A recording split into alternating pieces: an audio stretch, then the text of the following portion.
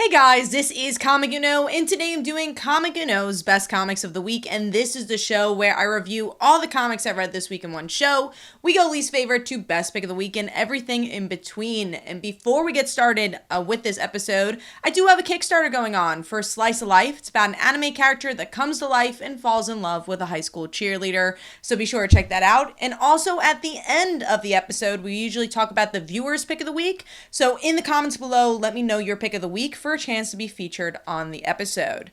But let's jump into this week's comics. Our big topic having to do with Dark Crisis. We'll jump into that topic as we get along. But I actually had a ton of comics this week. This was probably one of my bigger hauls in a while, with 15 comic books.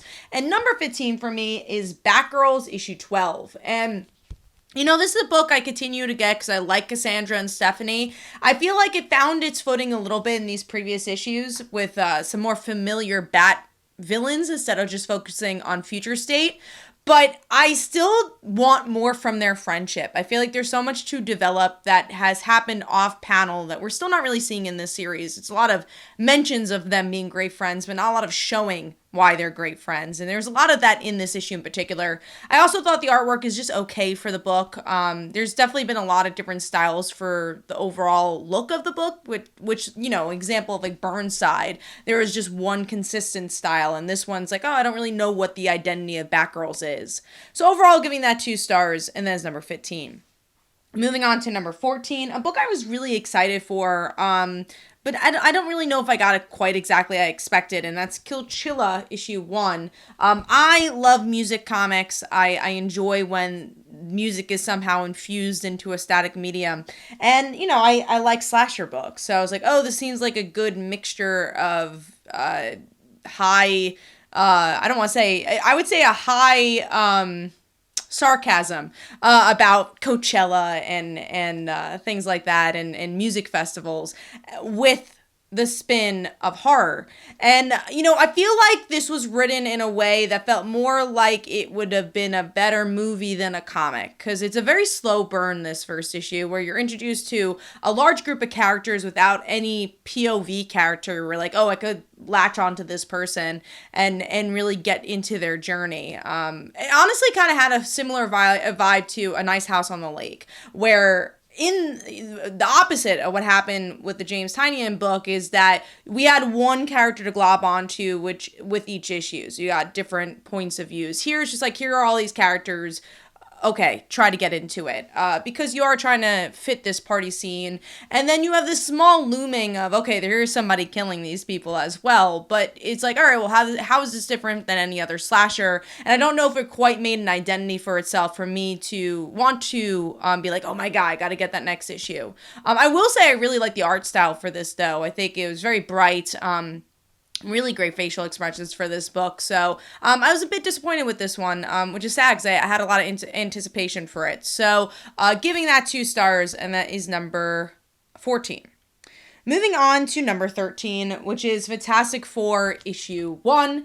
And with this issue, we got a little bit of what I didn't expect, where, when you have a first issue of a Fantastic Four book, you kind of expect all the characters to at least show up, and it's mostly just Alicia and Ben issue, and you're like, okay, this is interesting. They kind of go into this WandaVision styled world, and, I couldn't really get invested in the story as someone who enjoyed the Dan Slott Fantastic Four run. It felt so disconnected from that, where, they didn't have their kids involved here. You're like, okay, where does this land? Is there any continuity involved at all? And the artwork was a little weird at times. And honestly, might have been the printing of my book too, because I opened up the book and I have like a misprint, so I have a double 3 of the same first pages here. So I was like, it already kind of threw me off. And then in the middle of the issue, you have the scene where like panels are getting cut off, and I'm just like, okay, I think that was actually built for the issue, but now I'm questioning everything because I have this repeated 3 pages in the beginning. But yeah, I feel like it tried to do its own thing here, but I wish it was somewhat connected to the previous stories. The artwork, the style was good. And then towards the end, you kind of understand why they did it, because the Fantastic Four destroyed New York, and you're like, okay, we'll see how that ended up happening. That hooks me enough to want to read issue 2, but I don't know if it made me love issue 1. So overall, giving that one 2 stars, and that is number 13. Now, let's get into our main topic, because number 12 is Dark Crisis, Infinite Earths, and Crisis on Infinite Earths, and that is the penultimate issue, issue 6. And main topic is, does Dark Crisis matter? And I hate saying that because all stories matter, but in the circumstance of, will this affect the wider DC universe? Will it affect other titles? And I think as I read this, that's the fear I kind of had with this issue, because this is pretty much just like, okay, everything goes back to normal type issue. They defeat the bad guy. There's some things that are left unsaid. You're like, okay, what's going to happen to Oliver? He kind of sacrifices himself in this issue. So there's little tidbits like that, but the Justice League return, that's the story. And you're like, okay, so what was the point of the Dark Crisis? And is this actually going to affect DC? And does these events actually have any ramifications for other titles? And I feel like in the past couple of years, that's been, a fault of both Marvel and DC, where you're like, oh, let's have this big event because we need this big event. But events were created, and Crisis on Infinite Earths in general was created to show, okay, we need an event for everybody to come together, because it's going to be so big that it doesn't fit in the solo series, and it's going to affect everything. And I feel like events kind of have lost that. So, and I definitely felt that with this issue in particular as well. I still think the art was good. I still think there was good action, and I do think this is a little bit more notable as an event in the regards of, like, this is familiar of other events, but it just doesn't blow my mind because I'm very event fatigued from comics. So overall, giving that 3, I think it goes 2.5 stars. Yeah, that was number 12, and it was 2.5 stars. So let's move on to number 11. Moving on, and that is Spider-Man issue 2, speaking of events. A book that is a solo book that's kind of doing its own event with Spider-Verse. I liked issue 1. I thought it was a really interesting introduction. I'm like, all right, cool, Dan Slott's back. He can kind of do whatever he wants. And this one definitely slows down a bit, where you're introduced to these Spider-Oid type creatures, and you're introduced to the Edge of Spider-Verse. I think that's what they ended up calling that series. Whatever the previous Dan Slott one-shot Spider-Verse series was, they introduced those characters within this story, and that's kind of the story. We get introduced a little bit too more to the villains. It's a very point A to point B, very crowded issue, which has always been my problem with Spider-Verse. Like, oh, it'd be really cool to see one issue where it's just Spider-Man Noir and it affects the later storylines, right? Because you do get the origin stories from the Edge of Spider-Verse stories, but you don't really get to see character moments within these big events because there's just so many characters and so many people need a spotlight that it gets very crowded. And I felt that especially in this issue through the art and through especially the dialogue. There's just a ton of dialogue in this book. So overall, giving it 3 stars. I still like the idea. I'm still interested to see where Dan Slott will take it, but I do think this is a bit of a step down from issue 1. All right, moving on to number 10, which is Superman, Son of Kal-El, issue 17. And this is an issue I've definitely been anticipating. It's Superman knowing that John is queer and knowing about his relationship with Jay, but John trying to figure out how to reveal that. And I'm going to talk about another book that I think does queerness really well, and I think it's just a really nice personal story. With Superman, I want to love this more than I do. I love Tom Taylor's writing. I like John as a character. Obviously, I want to see good queer representation, but there's just a disconnect, which is so weird as a person who's bisexual reading a bisexual story.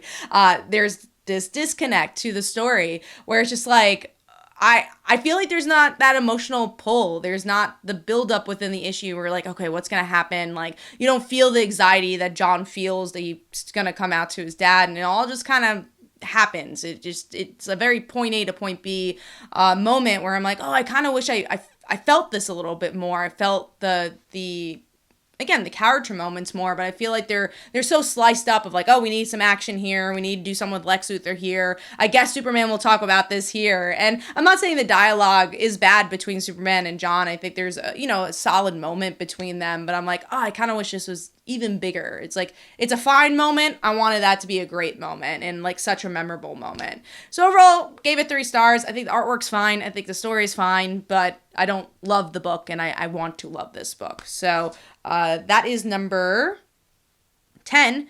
Moving on to number 9, which is The Amazing Spider-Man issue 13. And this issue, we get to see the Hobgoblin story kind of come to a head. We What I liked about this issue is that we get small information of what's happening throughout this world. Is the Gold Goblin gonna turn back to being the Green Goblin?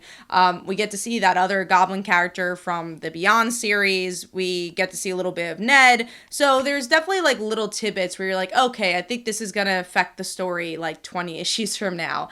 But as an issue individually, it's fine. You know, I don't love John Romita Jr.'s art. It's a hobgoblin fight between Spider-Man. Green Goblin joins in with the fight. And that's pretty much the whole story. There's not a lot of meat to the bones, but like I said, I think there's little kernels. You're like, okay, this is going to be more important later. So definitely not a disappointing issue, but I want bigger issues for Spider-Man. We haven't really gotten those in a while. So giving that 3 stars, and that is number 9. So we're moving on to number 8.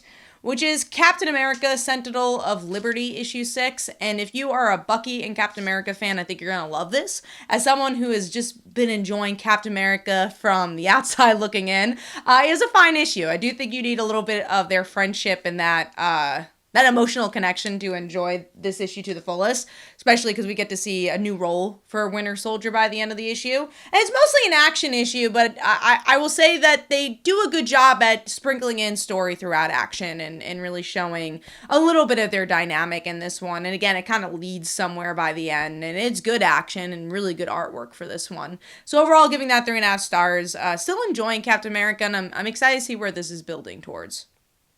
Moving on to number 7, which is Batman vs. Robin, issue 3. And of course, I got the Stephanie Brown cover.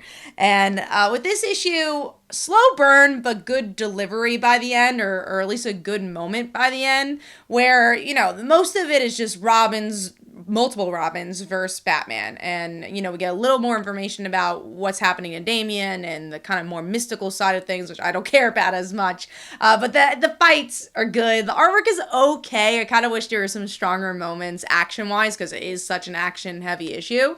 But the ending with Alfred was definitely the big moment where Batman already knew that Alfred was being taken over by this person or spirit, and you do have that closure between Alfred and Batman, and doesn't mean Alfred's gonna come back, even though we've been getting teased about that a lot throughout the years since he's been dead. So maybe people will be disappointed with that, but I like the moment between the two, and overall I like this series. I don't love it as much as I love the Robin ongoing, and I don't love it as much as I've been liking World's Finest, but I think it's a good bridge between the two stories, just because Mark Waid's writing this and not Williamson. So overall, giving that 3 stars, and that is number, let me see, that was number 7. I gave that actually 3.5 stars, sorry, and that was number 7. Moving on to number 6, which is Radiant Black, issue 19, and a slower burn, but I will say that I think there are some interesting moments that happen in this issue. I liked Nathan and the Radiant Reds back and forth with each other. That definitely was a shining moment. And we actually are getting information about what are the Radiants and kind of what they're planning, because that's been teased for a while. And then you get this kind of big mecha robot, because what wouldn't be, you know, a Power Rangers S story without a mecha robot? So we get to see that, you know, this radiant god creature wants its powers back, and what are the humans gonna do about it? There are kind of moments where there's just, like, you know, action in this issue as well, and we're like, okay, let's just see some small superhero moments. But I like kind of the uniqueness, or at least the small moments of, like, Nathan's mom being like, you gotta write all these thank you letters because people donated to your GoFundMe. So I like those small moments in the issue. So overall, it was definitely a gear in the machine type issue, but definitely some big moments in here. So overall, giving that 3.5 stars, and that is number 6. Moving on to number 5, which is Spider-Man The Lost Hunt, issue 1. I like Kraven the Last Hunt. I mean, who doesn't like that story? But I'm not, like, saying that's, like, my Spider-Man Bible. You know, what I like from Spider-Man even more than a villain and superhero moment is moments between supporting characters. So, you know, I definitely think it's an important story. There's some good Mary Jane scenes from that previous series, and it's a staple for a reason, but it's not like, oh my god, Kraven has returned, what's gonna happen? So, I was very on the fence with this because, we've been seeing a lot of nostalgia. We've been seeing like, okay, here's this great story. Let's see what we can do with it. We're seeing when Death of Superman came out this week too. I didn't pick that up because, again, maybe nostalgia is ruling too much. But I love Spider-Man, so I'm like, all right, let's see. And also JM was writing this, so the same writer who wrote the previous volume. So I'm like, okay, maybe this actually feels like a continuation. And obviously, it's pretty high on my list, and I genuinely felt a really old school vibe, which I feel like there's been this weird balancing act in recent comics that you're like, oh, we want nostalgia and we want old vibes and, how do we do this? And I feel like this issue really married what comics have been trying to do with that, where the art still feels very, very old school. The storytelling, Mary Jane and Peter are together. We get to see that era of Spider-Man and Mary Jane. So that was a really good moment. And then you get this little hints of Kraven, which honestly was a big part in the original Kraven series too. Like I feel like he kind of hinted himself throughout the book and weaved himself throughout the book. So yeah, I enjoyed this issue. It felt like a true connection to that series, and it felt just old school enough. And if you miss Mary Jane and Peter together and the more angsty side of Spider-Man, and not the angsty side of Spider-Man where he's like, woe is me, I'm late to work, but the angsty side of like the black suit Spider-Man, this is the issue for you. And I love that side of Spider-Man. So giving this 3.5 stars, and that is number 5. Moving on to number 4, a book that definitely surprised me, and that is the new Golden Age issue 1. I really like the connective tissue here. So again, a lot of the other stories and issues that came out this week, I keep saying like, where's the heart? Who's the character that's making me want to like this? And I think this issue did a really good job at explaining information about, the JSA and where they've been, while giving you a little heart, because Helena is the middle of this whole entire story. And this is the Helena version of Catwoman's daughter and Batman's daughter, which is kind of a newer thing for the characters. So I really like that. I like seeing her view and like why her parents didn't want her to be a hero and why she ends up becoming Huntress and Batman dying, having that be this big murder mystery in the heart of this first superhero story. So I think it introduces the JSA in a new light, and I liked it. It also definitely has some Doomsday Clock connections. We get to see a lot of like Watchmen feel, maybe some Watchmen characters show up. So if you were following that saga, you might want to really pick this up. I was always a little weary on the Doomsday Clock stuff. There's parts I really liked about that book, and then parts of like, well, how does this affect the larger DC universe?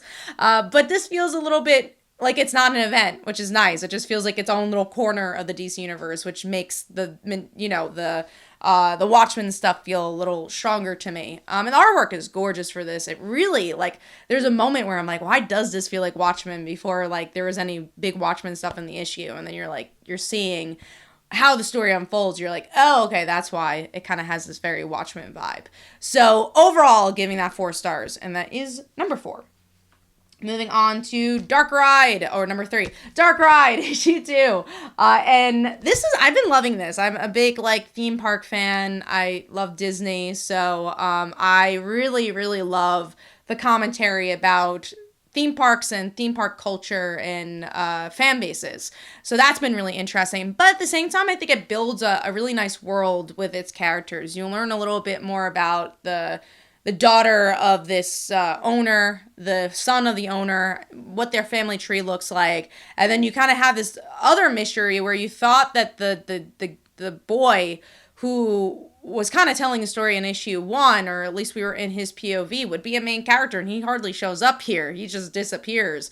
And you're like, is that his sister who's now taken over? So there's this mystery of this new girl that shows up, all with some wonderful artwork and designs for this world to really embrace its own visuals but still enticing you, saying, oh, this reminds me of this, and that theme park. So really solid issue, great movement. And issue 2 is always really hard because you got to dump a lot of information in issue 1, and you're just like, all right, well, what do you do with an issue 2? Because, in issue 4, I need to get this done. So I think this definitely nails your second issue here. So 4 stars for me, and that is number 3.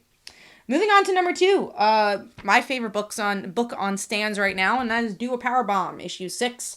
And, I was talking about dark ride, and how it's like, okay, issue 1's always great. How do you top your issue 2? How do you top yourself in issue 3? And how do you not lose that momentum? And with Do a Powerbomb, issue 1 was spectacular and amazing. I'm like, I don't even like wrestling, and I like this book, and the artwork's so gritty and just fits for this series so well.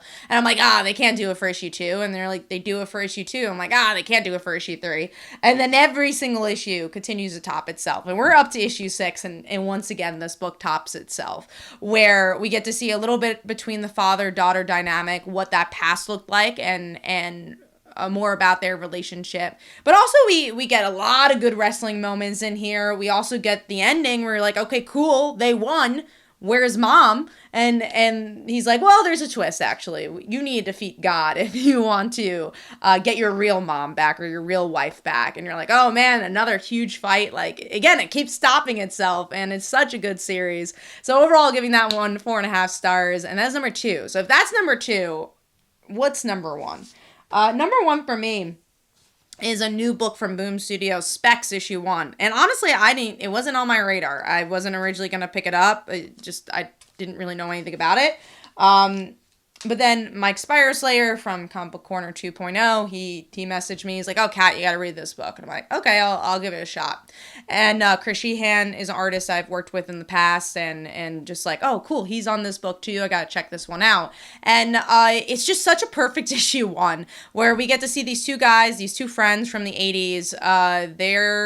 They're best friends, and they get bullied because they're so close, and everyone's at least one character is calling them gay and be like, oh, you guys are together, blah, blah, blah. And we get to see, the different types of worlds that these characters live in. One's the baseball star, the other one actually is gay. And we don't know if the baseball star is not gay. It's just we're from the point of view of the gay character, so we're just really seeing his voice. And we learn, how they became friends. We also get some race commentary in here as well, so I thought that was interesting. And the big kind of comic book twist of it all is that there's these X-ray vision glasses that you can make a wish and things come true. And you're like, oh, that's cool. As a comic fan, you remember reading those old comics and having these weird ads, and you're like, okay, can this actually have X-ray vision? And he's like, oh, how about if it does? And we get to see this kind of comic connection, old school connection with this 80s vibe I thought really worked. But then as the mystery kind of goes on, we are only in the point of view of the queer kid's story, where he's like, oh, I wish that my best friend liked me the way I liked him. And you kind of get this build up, and you're like, okay, is he going to wish that his best friend loves him? And he's like, well, that's not the wish that kind of changed everything. The bully that kept calling them gay, he's like, the other character, the baseball star character, he says, I wish he would leave my friend alone, and then he disappears, and that's actually the opener and the ending, and you're like, oh, it's kind of like a murder mystery too, except is it really murder? He just disappears. And there's just so many great layers here where you build the foundation of the friendship. You're building this really interesting social commentary, very, very introspective story, and then you also have this kind of murder mystery going on to drive the plot, and the visuals are just so good. It's such a good book. It's such a great issue 1, and I'm glad it was on my radar. And overall, giving that 5 stars. Again, I think it tells the queer story really well. I think it tells social stories really well, but also just telling this really interesting mystery and this kind of nostalgic angle as well, and not just from an 80s perspective, but a comic perspective. So yeah, that is my pick of the week. Hopefully you guys enjoyed. This is Comic Uno. Let me know in the comments below what your pick of the week was. And the viewer's pick of the week was Batman in the Joker, and here are some comments about that. Hopefully you guys enjoyed. This is Comic Uno, and I'll see you guys in the next one. Bye.